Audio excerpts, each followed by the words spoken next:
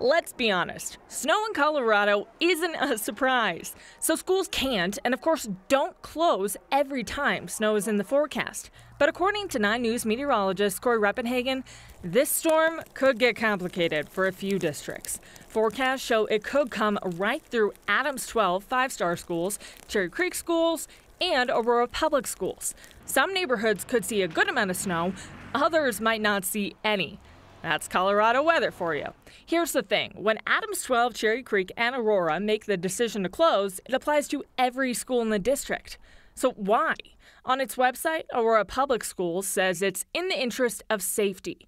In March 2017, Cherry Creek told 9 News it would not be possible to create a new model for each unique situation in the limited time between when the decision is made and the start of schools without causing confusion.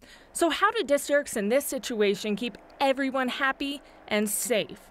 All of their websites say they use ongoing forecasts. In Aurora, staff members assess conditions beginning just after midnight.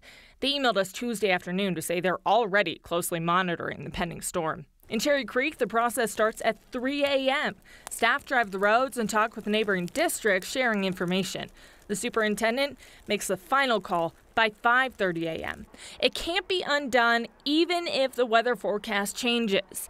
It's not a perfect science, but every policy we looked at Tuesday emphasizes safety for students and staff above all else.